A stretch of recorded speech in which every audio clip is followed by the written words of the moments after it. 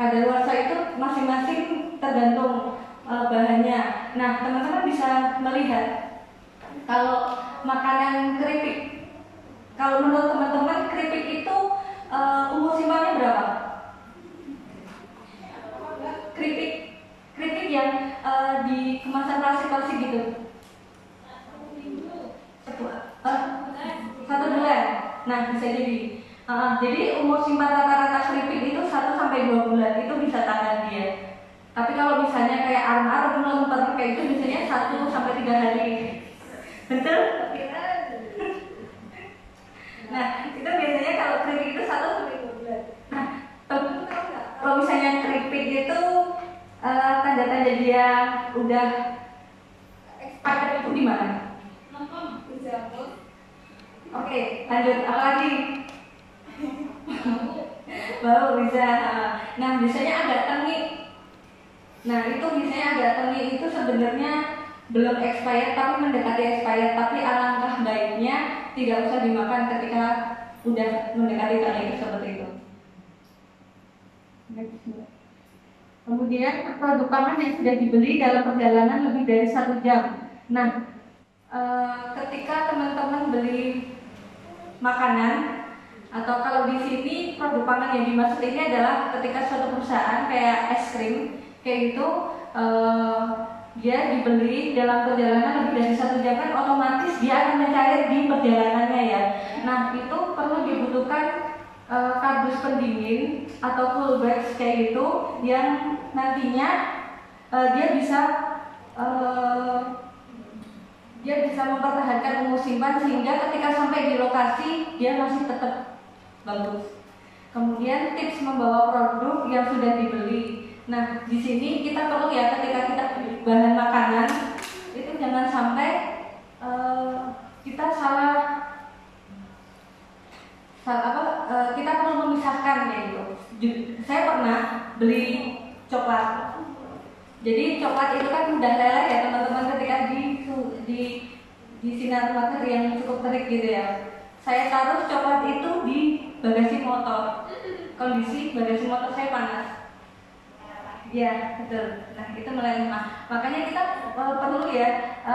perlu untuk pisahkan pangan yang kira-kira bisa menjaga umur simpan dari produk kita. Jadi bisa jadi produk itu umur simpannya lebih bagus, tapi cara kita untuk menjaga produk itu kurang bagus, itu akan menjadikan produk itu memiliki umur simpan yang kurang. Nah, salah satu contohnya ya coklat itu tadi. Jadi sebenarnya tidak masalah untuk dalamnya tidak masalah karena dia masih bisa dimakan gitu. Tapi kan kalau untuk unsur intrinsiknya unsur keindahannya masih kurang ya, karena sebenarnya seperti itu kan. Nah, itu jadinya perlunya kita pisahkan. Sama ini juga ketika teman-teman beli daging sama satunya beli es krim gitu juga jangan itu juga dipisahkan juga bisa. Kalau misalnya yang amis-amis apalagi itu dipisahkan sama kayak kue-kuean itu, karena itu bisa minimal kuenya itu kurang enak karena kan bau amisnya kadang ada bau amis ya ketika kita makan kuenya kayak gitu. Oh, ternyata tadi kecampur sama daging ketika membeli bahan. Nah, kemudian setelah kita perlu kriteria membeli pangan, kemudian produk pangan yang sudah dibeli dalam perjalanan, tips membawa produk pangan, alangkah baiknya kita mengenal bahaya pada pangan dan pencegahannya. Nah, teman-teman udah baca ya sekilas itu ada berapa bahaya coba? Ya, 4. 1, bahaya biologi, bahaya kimia, bahaya fisik, dan bebas bahaya. Nah, saat ini saya akan membahas tentang bahaya biologi. Nah, bahaya biologi itu kira-kira bisanya muncul di mana? Misalnya berupa apa? Bakteri. Kemudian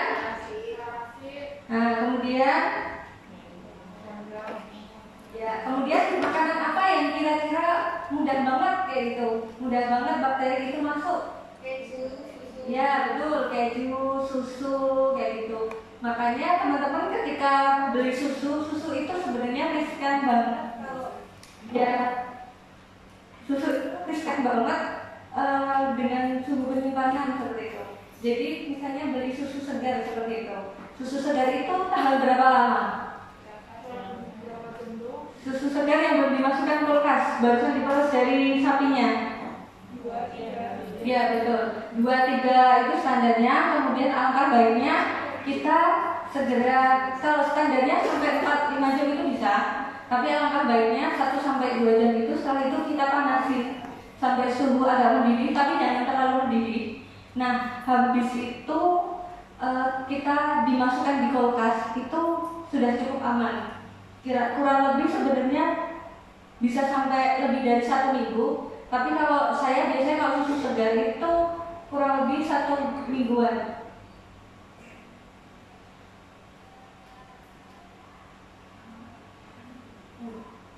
Nah, kemudian kira-kira teman-teman faktor apa aja yang membuat bakteri itu tumbuh?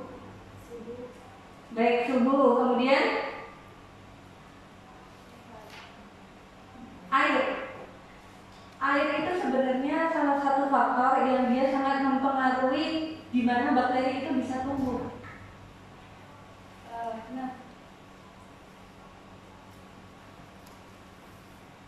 Nah, kemudian kalau belajar tentang bakteri itu kan bakteri itu sebenarnya membutuhkan air untuk dirinya tumbuh. Jadi ketika dia di suatu itu ada air ya dia akan mempercepat proses pertumbuhan dari bakteri itu sendiri.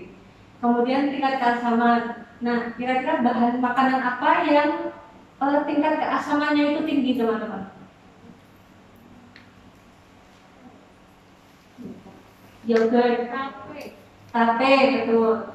Nah, jadi kenapa kalau dari teknologi saat ini itu tingkat keasaman itu bisa dijadikan sebagai salah satu sarana biar pangan itu awet kayak gitu. Nah, ternyata tingkat keasaman itu mempengaruhi dari proses pengawetan seperti itu.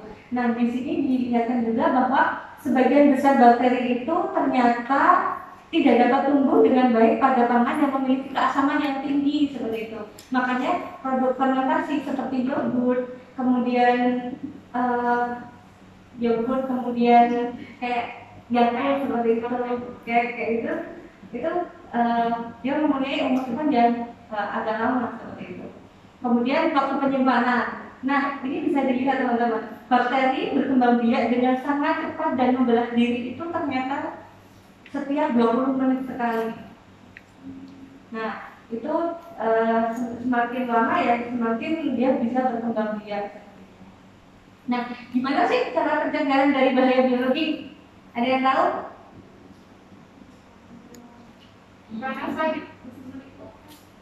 Bisa disimpan di kulkas itu menghambat, bisa dipanaskan itu juga bisa kayak gitu. Kemudian alangkah baiknya kadang kita pilih barang, pilih makanan yang telah dimasak itu kadang lebih bagus. Kemudian kalau misalnya kayak susu itu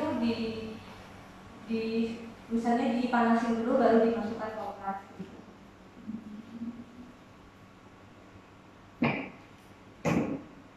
Kemudian lanjut ya bahaya kimia.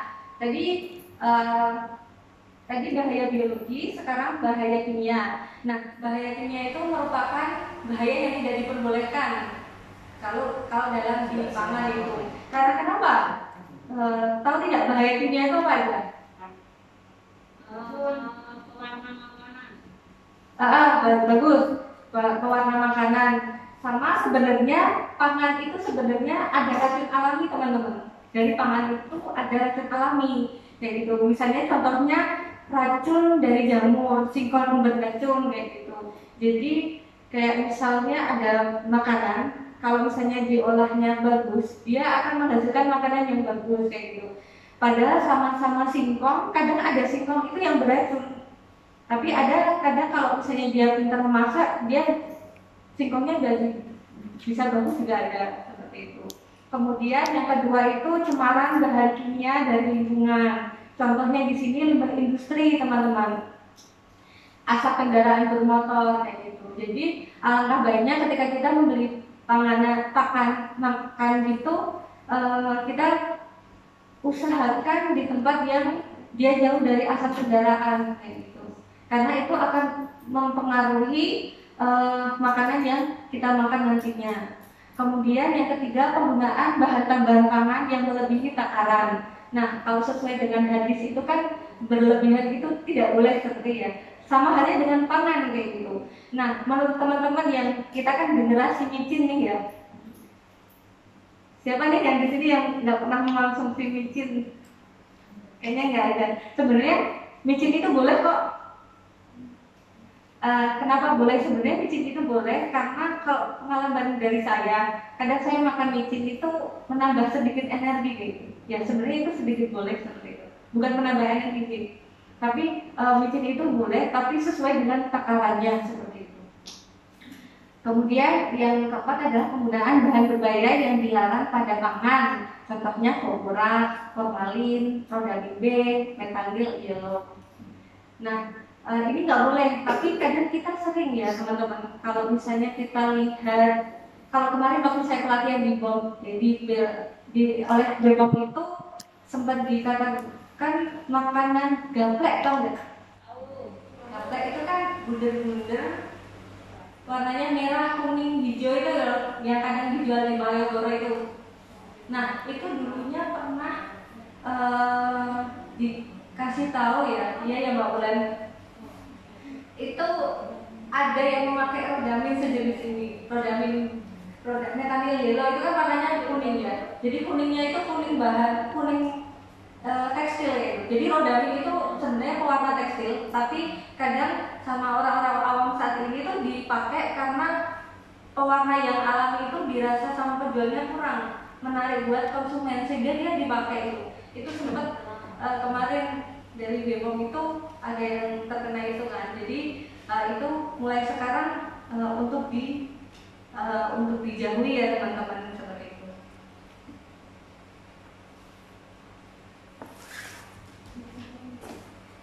Nah, biasanya formalin itu teman-teman menjumpai di mana? Betul.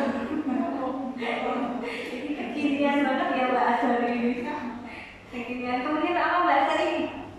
Silang, kemudian di mana? Nah, ya formalin, borax, kemudian rhodamine B, metanil yellow kayak gitu. Ya betul. Nah itu sebaiknya dihindari. Nah kemarin kalau saya dapat dari BPOM itu sempat dikasih tahu kalau ada suatu industri atau suatu tempat yang dia menggunakan ini.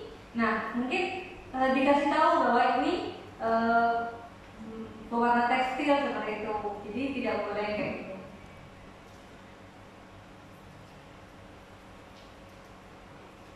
Kemudian cara mencegah bahaya kimia.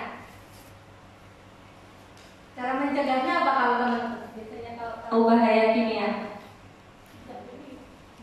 Ya betul, tidak beli. Tapi kan sebelum membeli kan kadang kita kalau misalnya jalan-jalan gitu ya, di tempat yang mungkin kita jalan ke situ ada misalnya kayak contohnya makanan yang warnanya itu tidak sesuai dengan aslinya kayak gitu. Misalnya harusnya warnanya merah biasa tapi kok mencolok kayak gitu. Nah itu perlu dicurigai barangkali dia memakai pewarna campuran dari kimia seperti itu.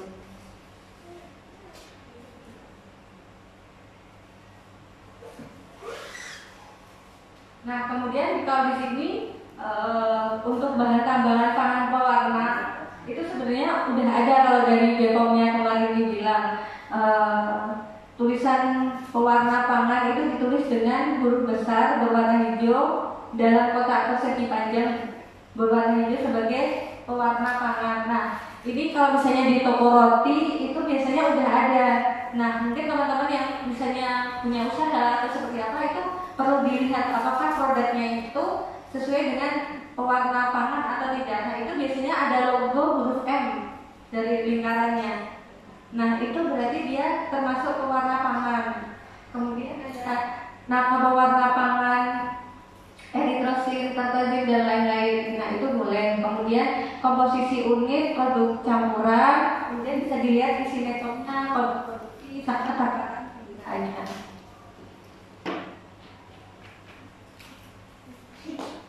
Kemudian bahaya yang selanjutnya bahaya fisik.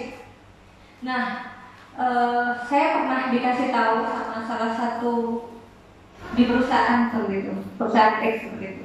Jadi ternyata benar, kuku staples itu tuh bisa masuk di suatu produk pangan itu benar. Kalau di skala industri gitu ya teman-teman. Kadang saya mikirnya mana mungkin kayak gitu, tapi ternyata itu benar kayak gitu. Kalau misalnya di skala industri rumahan itu kan biasanya kadang lebih ke rambut, kuku seperti itu ya. Itu kan yang nggak dibolehkan, tapi staples kemudian kerikil itu kadang ternyata beneran kalau di perusahaan itu sempat ada seperti itu. Nah itu ternyata harus penjagaan, mungkin di perusahaan itu quality controlnya kurang seperti itu. Nah kalau kita di skala misalnya UMKM kayak gitu, nah rambut kuku itu usahakan jangan masuk seperti itu, karena itu juga akan mempengaruhi bahaya fisik. Nah itu bisa salah satu penyebabnya bisa menyebabkan luka atau nantinya bisa melukai kerongkongan atau makhluk seperti itu.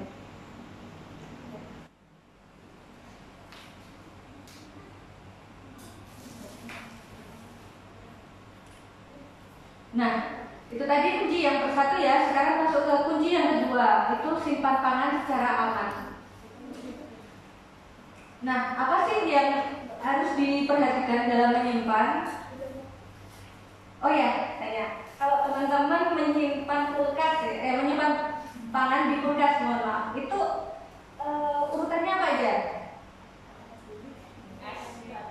Atas itu es batu, oh boleh. Terus daging boleh. Terus bawah itu kan freezer ya itu berarti. Kalau yang atas apa? Biasanya diisi apa itu? Bawahnya daging itu apa biasanya? Yang atas, yang kulkasnya. Daging juga. Oh ya daging. Kemudian bawahnya apa? Daging lagi gitu. Itu namanya usaha daging ya kalian. Nah, buah baik. Kemudian yang tengah apa biasanya? Ya ada mangkok-mangkoknya itu makanan yang kemarin itu dimasukin gitu ya, sama kayak saya juga. Tengah tuh bisa jadi makanan yang dimasukin gitu. Tapi bukan gitu teman-teman sebenarnya. Kita ngomongin apa adanya ya. Nah sebenarnya gini, yang atas itu betul es krim, sayuran beku. Nah itu ditaruh di atas. Misalnya kan ada makanan seperti apa itu sayuran beku itu ya teman-teman. Kalau seperti do itu kan ada ya sebut mereknya Sempur itu. Itu kan biasanya ada makanan yang sayuran beku. Nah itu alangkah baiknya ditaruh atas itu. Yang itu kemudian kentang itu ditaruh atas, kemudian daging itu betul ditaruh atas. Nah yang bawah itu biasanya untuk telur itu ditaruh atas. Nah telur itu kadang semakin lama itu cangkangnya itu semakin menipis. Ada yang pernah ngamatin nggak? Telur itu semakin lama semakin menipis dan semakin kecil. Saya pernah ngamatin itu. Jadi awalnya kan besar gitu. Itu semakin lama semakin kecil kayak gitu. Nah semakin lama jadinya dia busuk, jadi jadinya nggak bagus ya. Kemudian yang tengah itu biasanya diisi bumbu, mayones. Kemudian yang bawah itu baru minuman dingin, itu biasanya diisi di bawah. Nah kemudian apa sih yang diperhatikan dalam menyimpan gitu? Nah kita harus menggunakan prinsip FIFO ya. Sepertinya ini muncul di soal pretest ya. Nah FIFO itu apa sih? Ada yang tahu nggak FIFO apa? No, ya betul. Nah first in first out, itu maksudnya adalah bahan yang dimasukkan terlebih dahulu itu harus bahan yang dikeluarkan lebih cepat atau masa kadaluarsanya yang cepat berakhir seperti itu. Kemudian dipisahkan dengan bahan matang. Maksudnya di sini mentah itu kan misalnya sayuran wortel, kemudian kubis, kangkung seperti itu. Nah itu dimasukkannya dipisah kalau bisa. Kangkung dan sayuran itu di paling bawah. Teman-teman bisa di paling bawah sayuran, iya kan? Nah, baru yang tengah itu mungkin makanan yang udah dimasak seperti itu. Yang saya makanan yang barusan dimasak kemudian mau kita panaskan besok itu di tengah itu alangkah baiknya dipisahkan bagusnya. Kemudian siapkan ini sekarang masuk ke kunci yang ketiga. Siapkan pangan secara seksama. Kemudian yang pertama mengolah atau memasak bahan pangan. Kalau kita mengolah bahan pangan itu apa yang perlu dilakukan, teman-teman? Dicuci, ya. Dicuci kemudian dikupas seperti itu ya. Kalau misalnya itu dikupas. Nah, kalau lalapan nih, kalian pada suka makan lalapan nggak? Nah, kalau di pecel lele gitu ya. Kalau kalian makan lalapan di pecel lele itu apa yang pertama kali kalian lakukan? Langsung dimakan. Nah, betul teman-teman. Kalau misalnya saat ini kan kita tidak tahu ya bahaya pestisida itu seperti apa. Kalau kita 5 tahun atau 20 tahun yang dulu itu mungkin kadar pestisidanya rendah seperti itu. Nah, alangkah baiknya sih kalau sekarang kalau misalnya makan lalapan itu dicuci terlebih dahulu. Syukur bisa direbus, teman-teman. Tapi kalau kalian lebih suka yang mentah nggak apa-apa, asalkan dicuci sampai bersih seperti itu. Nah, kalian kalau dicuci itu ada yang pakai mama lemon gitu atau pakai langsung ya? Iya. Ada yang pakai itu sunlight? Iya Mbak Nida. Mbak Nida pakai apa? Ini namanya Mbak Nida. Oh iya, nggak pakai sabun ya? Ada yang pakai sabun? Oh iya, nggak apa-apa sebenarnya pakai sabun itu kalau buah itu nggak apa-apa. Kemudian sunlight, mama lemon, mama siapa lagi nih? Nah itu nggak apa-apa teman-teman. Kemudian cara meleleh, kemudian itu ya yang tentang sayur-sayuran. Jadi kalau bisa dicuci, kalau nggak direbus itu. Kalau saya jarang suka makanan lalapan langsung, jadi biasanya kalau nggak direbus yang dimasak sama saya. Kalau nggak dibikin sup seperti itu, dibikin sup itu kan lebih ke direbus ya. Jadi kalau saya lebih sukanya dibikin sup, tapi jangan sup yang kedua, ketiga kali pemanasan. Kalau bisa yang pertama kali pemanasan itu sih, itu masih mungkin vitaminnya masih bagus. Kemudian yang selanjutnya cara melelehkan bahan pangan teman-teman. Ini khusus ke daging atau ikan beku. Teman-teman kalau misalnya cara melelehkan daging ikan beku pertama kali apa? Kalau ikannya itu atau dagingnya dimasukkan kulkas nih. Betul. Kemudian dicuci, dibiarkan, betul. Kemudian apa lagi? Udah ya. Nah, itu emang bagusnya seperti itu dan cara teman-teman sudah betul. Jadi memang pertamanya emang dilelehkan atau ditauri, kemudian dicuci sebelum diolah, kemudian dihindari pembekuan kembali setelah dilelehkan karena kemungkinan bakteri masih ada.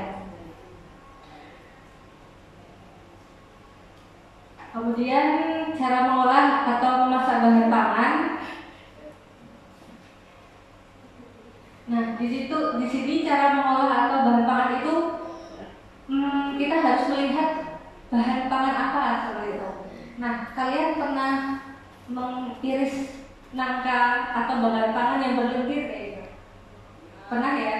Nah, itu sebenarnya juga perlu dipastikan lendirnya itu berbau atau tidak seperti itu. Nah, kadang bisa jadi berlendirnya itu dari bau, tapi bisa jadi memang aslinya dia berlendir seperti itu. Nah, kan teman-teman sering ya, nangka itu memang berlendir, tapi dia bukan lendir bau kayak gitu. Nah, itu juga pasti kita itu ya perhatikan hal-hal yang seperti itu kayak gitu.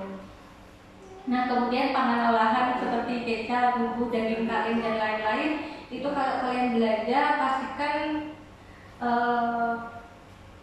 tanggal expirednya dan kemasannya itu utuh atau tidak, dan minta tolong untuk dicermati baca label produk pangan olahan secara seksama seperti itu. Saya pernah beli makanan ringan kayak gitu. Setelah saya buka, saya lupa nggak melihat tanggal expired ya.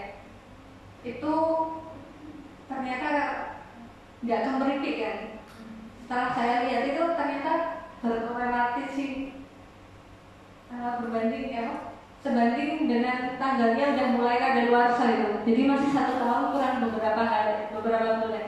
Jadi ya mungkin itu bisa dilihat kalau misalnya mau beli bahan itu. Itu kalau misalnya produk keripik itu masih aman ya jadinya. Tapi kalau produk daging itu kan takutnya ada daging tumbuh ya. Maksudnya kayak ugat-ugat gitu loh. Kayak misalnya yang dulu sempat ada ngehit itu loh, sarden yang ada belatung ya.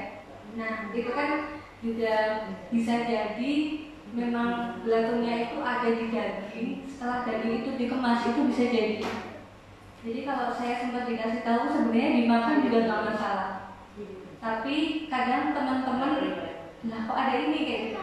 Jadi nggak dimakan gitu. Tapi saya sempat tanya sama guru saya itu dimakan nggak apa-apa. Tapi karena teman-teman jatuhnya ya kalau ini kan indikasinya gini gitu kan. Nah itu alangkah baiknya nggak usah kayak gitu. Tapi bisa jadi belatung itu bisa jadi muncul ketika daging itu dikemas seperti itu. Jadi dagingnya udah di dalam si ikannya, kemudian baru keluar ketika udah proses pengalengan. Itu kadang bisa jadi. Tapi ya kalau saran saya sih alangkah baiknya itu nggak usah sih, sekalipun itu boleh seperti itu ya. Kalau saya nggak usah seperti itu. Kemudian cara peralatan mengolah seperti cara peralatan, nah misalnya alangkah baiknya juga pisau, kemudian telena yang kita gunakan itu dicuci terlebih dahulu, kemudian dikeringkan teman-teman. Karena itu nanti bisa jadi faktor air ya, yang kita bilang tadi. Air itu sebenarnya sangat berhubungan dengan bakteri tumbuhnya seperti itu. Jadi kalau misalnya bagusnya cara mengolah atau peralatan masak itu dicuci kemudian dikeringkan. Nah, memasak bahan pangan itu harus diperhatikan suhu dan waktu pemasakan gitu. Misalnya kayak merebus, mengukus, menggoreng dan memanggang gitu. Nah, kalau misalnya bikin sup kayak itu, kira-kira berapa kali dipanasin lagi? 1, 2 kali, 3 kali itu bagus. Tapi kalau lebih dari 4 kali itu jangan, karena jatuhnya dia nanti jadi racun buat tubuh. Itu. Jadi menurut saya jangan seperti itu. Jadi kalau misalnya dipanasin ya 1-2 kali. Nah kemudian tentang penggorengan teman-teman, pernah menggoreng pakai minyak kayak gitu. Nah teman saya pernah tanya sama gini, dia menjawab saya gini, Lin, aku mau tanya, apa minyak goreng itu bagusnya berapa kali penggunaannya seperti itu? Kira-kira berapa kali teman-teman? 2. Betul 2, tapi ada tapinya. Tapi tergantung apa yang digoreng. Nah, kalau misalnya buat tempe, tahu, telur, tempe, tahu itu bisa 2-3 kali. Tapi kalau misalnya ikan itu kan bisa kadang setelah digoreng minyaknya jadi berbusa gitu ya. Iya kan? Ada yang pernah ngalamin nggak? Ya, saya juga pernah. Nah, itu alangkah baiknya cuma 1-2 kali saja. Kalau untuk minyak goreng, jadi kalau saya bilang tergantung dari bahannya apa yang digoreng seperti itu. Kemudian kunci yang keempat, sajikan pangan secara aman. Kalau di sini jenis panganan segar yang langsung dikonsumsi seperti lalapan ya, yang tadi sempat jelasin tentang lalapan itu alangkah baiknya dicuci dengan air bersih dan dibelah dengan air matang. Bagusnya seperti itu. Kemudian bahan pangan yang digunakan untuk hiasan atau garis harus bahan pangan segar yang bersih dan dapat dikonsumsi. Kemudian sajikan makanan panas dalam keadaan panas. Misalnya kayak sup ya disajikan dalam keadaan panas. Kalau misalnya kayak es gitu ya, disajikan dalam bentuk dingin. Nah, ini ada perlu digarisbawahi teman-teman. Jika makanan tidak akan segera dikonsumsi, maka harus disimpan pada suhu dingin, yaitu di lemari pendingin kurang dari 4 derajat Celcius atau dipertahankan pada suhu lebih dari 60 derajat Celcius. Nah, ini perlu digarisbawahi ya. Jadi yang tidak akan segera dikonsumsi itu di lemari pendingin dan dipertahankan pada suhu lebih dari 60. Nah, kemudian kunci yang kelima, ini adalah kunci yang terakhir teman-teman. Itu bagaimana praktik mencuci tangan yang benar. Ada yang pernah belajar mencuci tangan yang benar? Nah, ya betul itu Mbak Azari, Mbak Hanza. Jadi kalau mencuci itu jangan gini. Nah, ini. Jadi kadang di sela-sela ini tuh ada bakteri-bakteri yang perlu kita segera usir. Nah, ini kapan kita harus mencuci tangan? Itu yang pertama sebelum memegang pangan, artinya yang kedua setelah juga, kemudian setelah memegang uang itu perlu, setelah dari kamar mandi itu juga perlu, setelah membuang sampah, setelah memegang telepon genggam atau HP, kemudian setelah menangani pangan segar atau bersih batuk itu juga perlu, dan yang terakhir setelah menyentuh binatang. Nah, kemudian bagaimana cara mencegah kebersihan peralatan pangan? Yang pertama, buang sisa makanan, kemudian gosok sisa makanan yang bergerak, kayak misalnya masak nasi itu ya, itu alangkah baiknya digosok, kalau enggak ditunggu dulu kan nanti nasinya mengupas gitu, terkelupas sendiri, nanti itu digosok seperti itu, kemudian basahi dengan air, sabun peralatan, gosok peralatan, bilas peralatan, kemudian disanitasikan, kemudian dikeringkan alatnya setelah dicuci. Kemudian bagaimana cara menjaga kebersihan peralatan pangan? Yang pertama, lindungi pangan dalam wadah, buang sampah pada tempatnya, hewan peliharaan tidak masuk ke dalam dapur. Kemudian gunakan tempat sampah yang tertutup. Nah, kemudian dapur bersih, makanan jadi aman gitu. Jadi harapannya nanti makan yang kita makan itu bagus, sehat dan bergizi. Setelah kita tahu bagaimana prosesnya seperti itu teman-teman. Waktunya sudah. Nah, video. Oh ya, ini saya perlihatkan video beberapa ya teman-teman.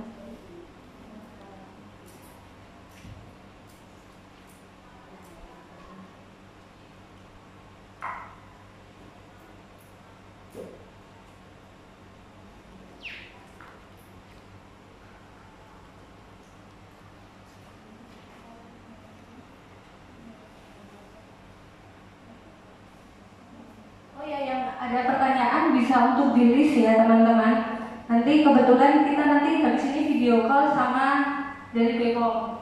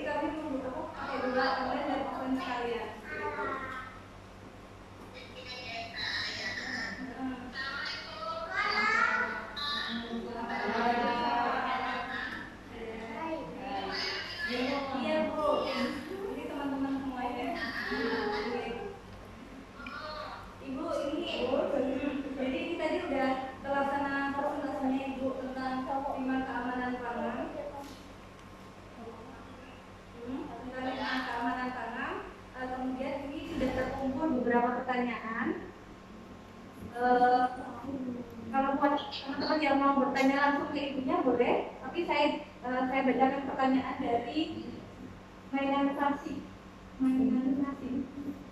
Oh ya, oke. Ada 4 pertanyaan ibu, tapi ini nanti mungkin akan bertambah.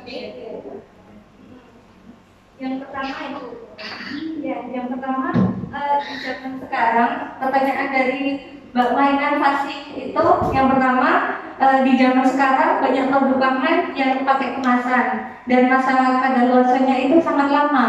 Nah, beberapa dokter bilang bahwa itu bukan makanan tetapi mirip makanan. Nah, apakah kita boleh mengonsumsi? Itu pertanyaan yang pertama.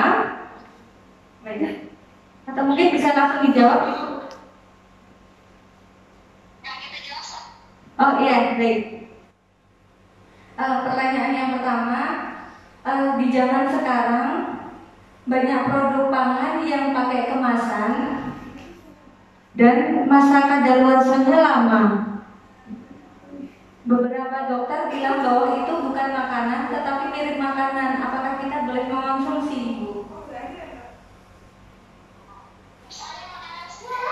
Oh ya, misalnya makanan apa, Mbak? Jadi yang mana?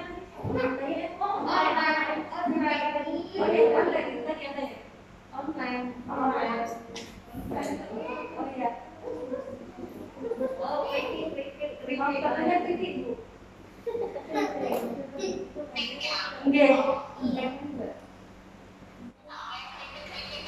Iya.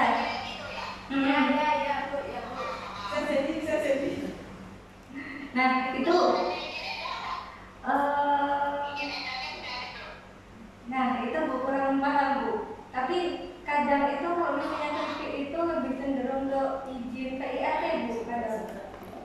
Nah, itu bagaimana Bu? Ya, itu bagaimana Bu?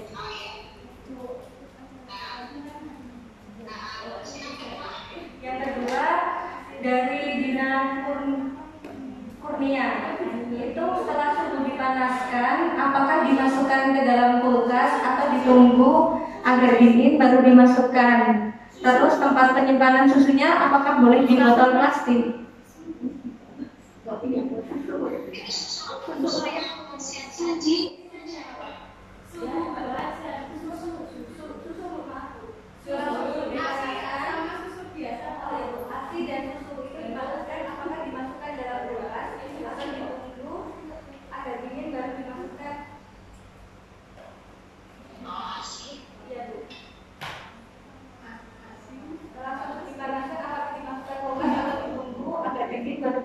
Masukkan ibu. Terus tempat penyimpanan susunya apakah boleh di botol plastik?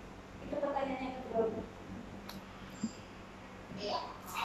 Kemudian pertanyaan, ya Bu, mau dijawab dulu atau saya tulis pertanyaan selanjutnya? Oh ya, baik Bu, ya. Silakan Bu. Ini tentang makanan kemasan ya, makanan cemilan ya. Yang dikemas, kemudian itu harus ada edar. Edar itu ada 2 macam, 3T yang bikin benarnya dikeluarkan oleh dinas. Kemudian yang satu lagi adalah BPOM.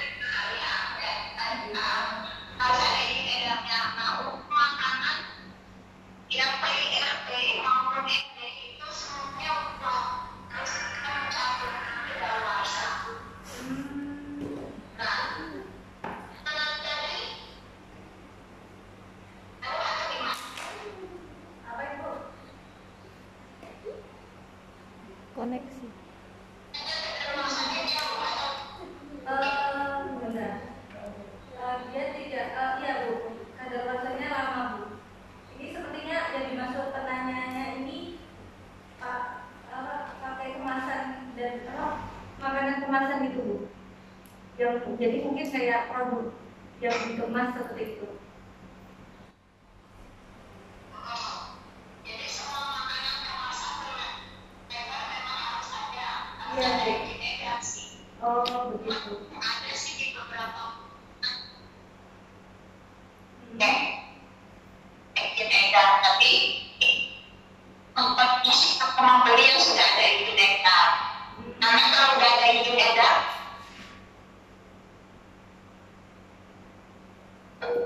koneksi mereka tahu cara memproduksi makanan. ditutup nggak ada sini. Kemudian untuk ada yang pertama nggak putus-putus ya. Ya bukan apa Bu? Putus. Nggak apa-apa. Dan yang kedua yang ASI yang dikemaskan, semua ASI taruhnya habis di rumah ya, langsung masuk kulkas ya, langsung simpan. Nah untuk hanya buat atau di kemasan yang spesial ya, atau botol kaca sih yang paling aman memang di botol kaca. Nah kalau untuk menyimpan habis dipanas lebih amannya ya didinginkan dahulu. Didinginkan dahulu, udah agak dingin baru nanti masuk ke kulkasnya. Karena pertama kan yang kulkasnya juga kan karena harus suhu panas kan tenaganya untuk memanaskan. Lebih aman dingin dulu baru masuk. Oh iya. Kalau yang untuk kemasan memang di botol-botol. Oh di botol ya Ibu, berarti bukan di plastik ya? Botol palingnya ada tanda yang memang botol kaca.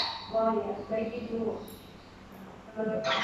Kalau untuk alat dari kulkas itu baiknya langsung dipanasin atau ditunggu aja ya Bu? Setelah di kulkas, Iya Bu, itu ditunggu dulu.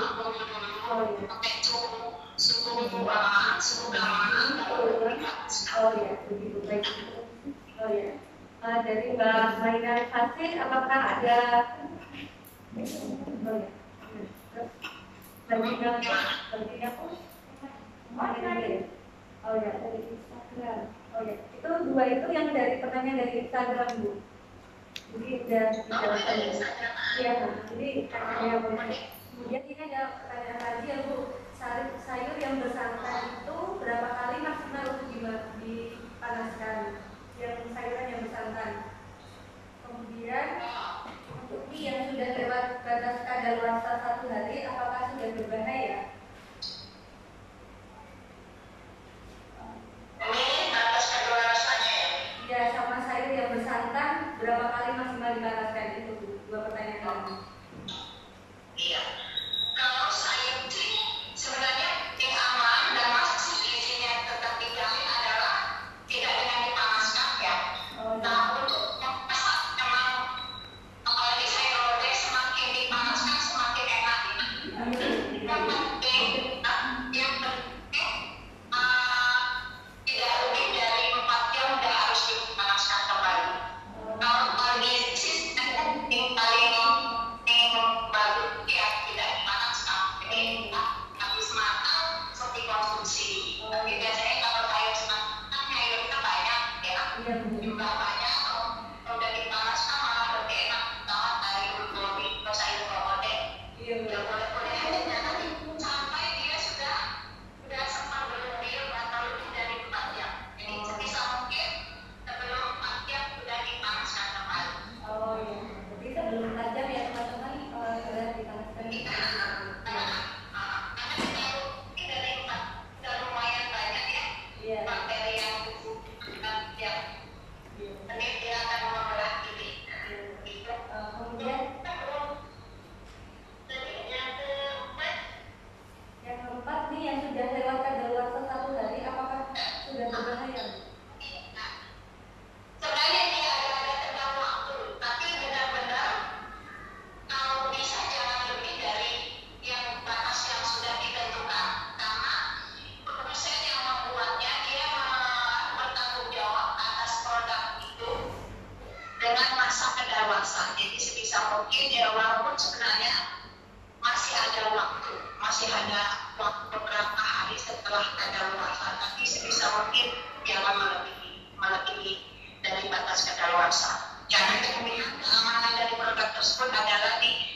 kedaluarsanya. Begitu. Walaupun memang ada sih yang memang tidak memuaskan sekali sih akibat, tapi batas amannya memang ada di batas kedaluarsa. Oh, benar, ini barangkali ada teman-teman yang itu tadi pertanyaan teman-teman yang dari online Ibu, mungkin bisa disapa Bu teman-teman dari online, dari Instagram atau komen dari Twitter. Iya Bu, jadi mungkin bisa disapa Bu.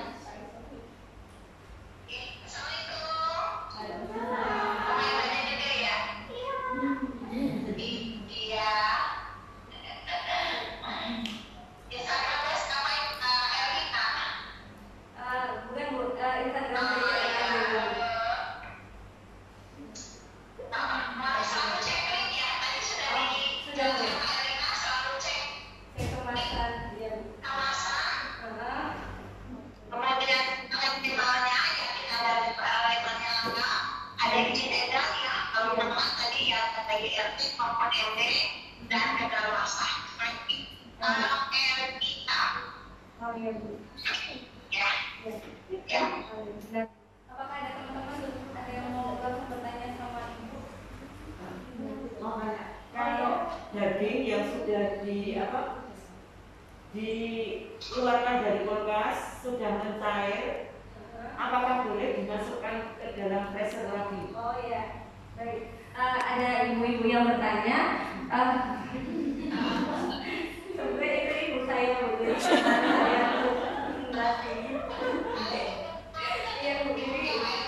Iya Bu, jadi pertanyaannya saya ulang lagi. Pertanyaannya, apakah boleh daging yang sudah keluar dari freezer itu kan cair seperti itu, apakah itu bisa dimasukkan lagi di dalam kulkas seperti di dalam freezer lagi? Oh ya, jadi sudah sempat dilelehkan ya Bu ya? Iya, Ada Bu. Sebenarnya kalau kita ada daging dari awal kita sudah rencanakan ya Bu ya, kita potong, kita simpan sesuai dengan kebutuhan. Karena takutnya kalau waktu kita melelehkan daging itu, kan tadinya sebenarnya di daging sudah ada bakteri ya, sudah ada bakteri sedikit. Nah pas waktu kita lelehkan, tadi yang sudah ada yang sempat pingsan waktu kita lakukan, dia kan akan tumbuh, dia akan hidup lagi, dan waktu kita lelehkan dia akan mulai bertambah. Jadi lebih kurang aman kalau sudah kita lelehkan, kemudian kita potong, kemudian kita makan. Nah, jadi lebih amannya memang kita rencanakan aja. Jadi waktu kita masuk pertama itu sesuai kebutuhan. Jadi mungkin nanti yang kita keluar sudah tidak dimasukkan lagi. Karena takutnya sudah ada pertumbuhan bakteri lebih banyak di daging yang kita masukkan lagi ke kulkas. Itu Ibu. Terima kasih, sudah jelas. Sudah Bu, sudah jelas, terima kasih. Benar, apakah teman-teman apakah ada pertanyaan lagi? Oh ya, silakan namanya bisa sebut nama Pak atau pendekat sudah boleh. Oh ya, Mbak Kandra Bu.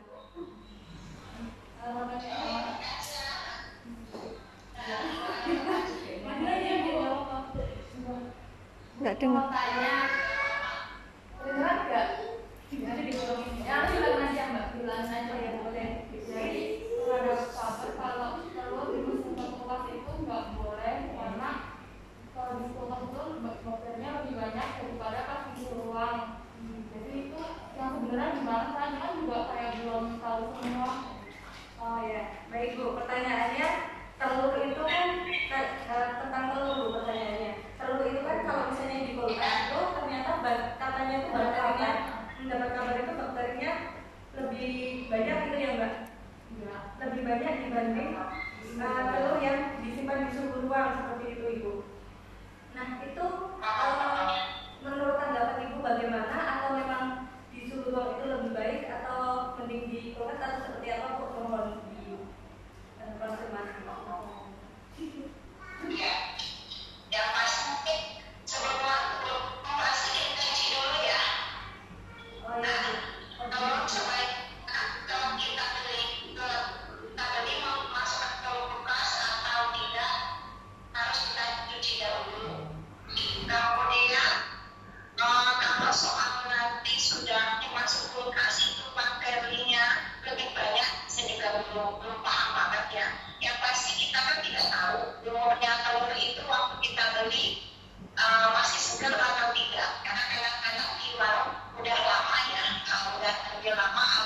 dia udah nggak segar lagi. Kalau soal dia lebih bagus di kulkas atau di luar, saya juga mohon maaf belum itu paham. Tapi yang pasti mau memasukkan ke kulkas harus dicuci dahulu. Kalau masukkan ke kulkas gimana Bu? Oh ya. Tidak perlu cuci dahulu. Oh iya. Sudah? Kalau ada pertanyaan lain? Tambah lagi. Oh iya. Kalau menyimpan daging sapi, lebih baik dicuci dulu atau tidak? Daging sapi itu harus dicuci dulu atau tidak? Kalau daging ayam dicuci atau tidak? Yang bagus seperti apa? Oh iya. Ibu kalau pakai daging sapi, ayam sama mungkin kambing gitu. Sekalian jadi pas kayak lebaran seperti itu baiknya dicuci atau tidak ya? Sebelum dimasukkan ke dalam kulkas atau freezer. Kalau untuk daging sebaiknya tidak usah dicuci karena dagingnya bersih ya, dari potong langsung kondisinya bersih. Jadi kalau daging itu kita langsung potong-potong sesuai kebutuhan masukin. Tapi kalau untuk ayam atau ikan kita cuci dahulu, baru kita bungkus masuk ke freezernya. Kalau daging memang enggak. Jadi jangan takutnya malah yang itu membuat ada bakteri yang akan tambahin dipotong tadi. Baik. Apakah ada pertanyaan lagi teman-teman? Oh ya, ini Bu, kebetulan MC acara ini Bu, namanya Mbak Nida. Silakan Nida. Ini Bu, tadi kalau pernah beli mie instan terus belum expired tapi bumbunya itu udah menggumpal. Nah itu padahal belum expired tanggalnya itu tapi saya udah dimasak siap itu. Terus itu gimana Bu? Sebaiknya gimana? Apa itu udah nggak layak atau masih boleh? Soalnya udah susah gitu. Iya, saya juga pernah juga sih mie instan, dia belum expired tapi bumbunya sudah menggumpal ya. Artinya menggumpal artinya dari kadar dari bumbu itu kan lumayan lama ya. Jadi kemungkinan untuk berjamur atau sebagainya kan bisa jadi keamanan memang udah kurang aman. Ya ini kesalahan di waktu distribusi sih, mungkin waktu dia penyimpanan atau dia normal. Kalau bisa ditutup, jadi kita aja ke warungnya karena untuk keamanan memang sudah kurang aman untuk dikonsumsi. Walaupun belum dewasa, termasuk sama minuman. Jadi ini ada sering terjadi sama ini susu ya, susu yang kita jangan yang minuman susu cair itu kadang-kadang kita lagi kegiatan apabila memberikan ke anak-anak ya, kita coba kita cicip dahulu karena kadang-kadang dia belum berdaluarsa, dia pun rasanya sudah berubah. Jadi kalau sudah terjadi perubahan makanya tidak aman. Kalau sudah terjadi perubahan misalnya dari warnanya, dari rasanya, dari aromanya, dari penampakan, artinya sudah aman untuk konsumsi. Apakah ada pertanyaan lagi? Sudah jelas ya Mbak Nida? Oh iya. Terima kasih Ibu. Kemudian apakah ada pertanyaan lagi teman-teman? Jangan saja. Oh iya. Mungkin ini pertanyaan terakhir Bu, terkait micin nih Bu. Bagaimana sebenarnya takaran micin itu sendiri Bu? Kemudian micin itu kegunaannya apa? Kan micin kalau saya pernah baca-baca ada gunanya ya Bu, walaupun tidak banyak. Itu bagaimana ya takaran dengan kegunaan, dengan baiknya kita mengkonsumsinya seperti apa? Terima kasih. Oh ya, micin termasuk bahan makanan pangan. Memang kalau untuk makanan penggunaan micin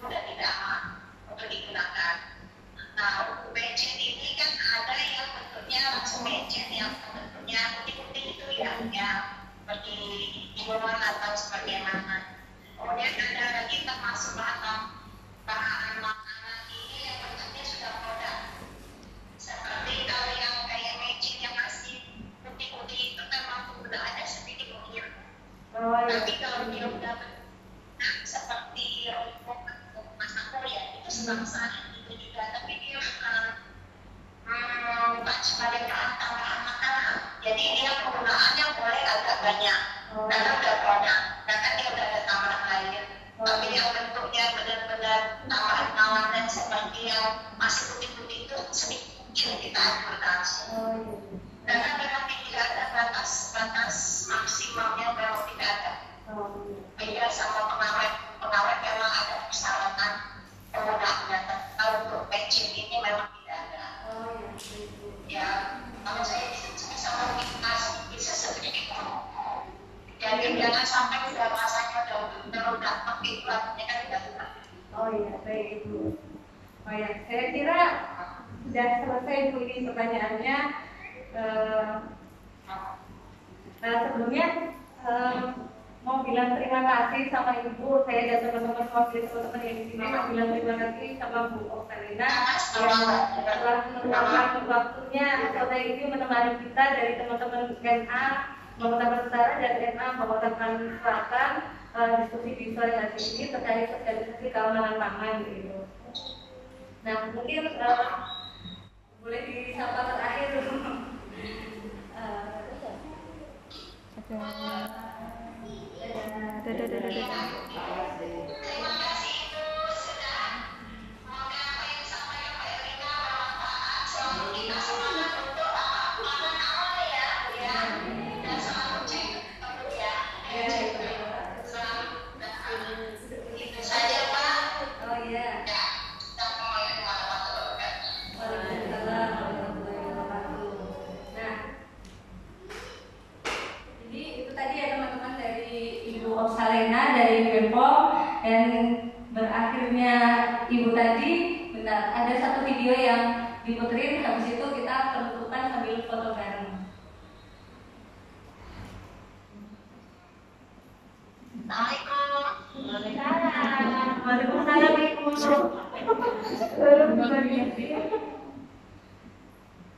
Terima kasih.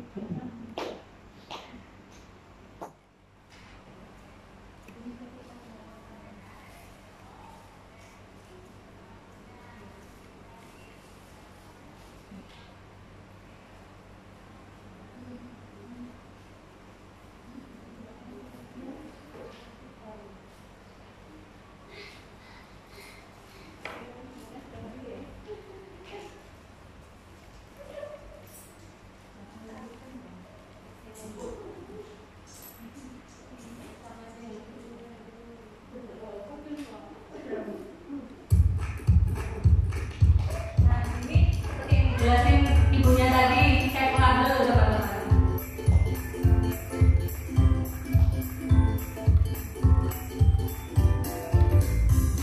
Nah, label itu kalau ada kemasan biasanya. Dan biasanya dia menjadi satu dengan kemasan itu sendiri. Terus bisa cara berubah gambar atau angka aja sih yang ada di label itu.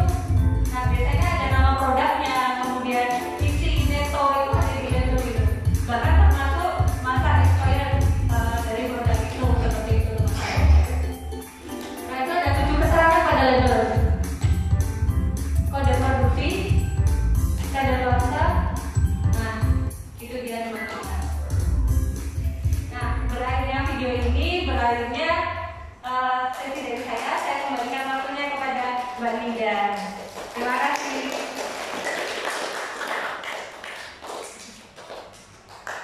Alhamdulillah, sampailah kita di penghujung acara. Gimana tadi teman-teman dapat wawasan baru atau oh iya ya ini gitu. Ya semoga apa yang kita peroleh pada sore hari ini bisa bermanfaat dan bisa kita share sama keluarga kita di rumah yang mungkin belum tahu gitu. Kalau paling sering sih aku tadi bagian yang masih sayur lagi gitu.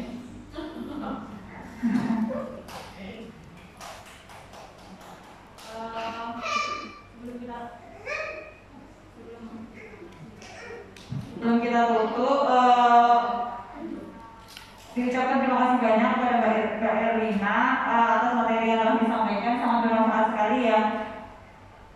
Insya Allah nanti kalau teman-teman ada yang kurang paham mungkin bisa jawab sering gitu Pak.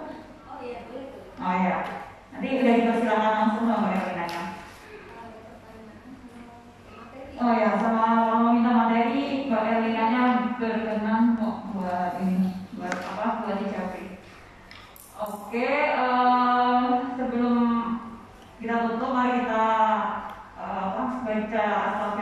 bersama sama di teman-teman. Astagfirullahaladzim.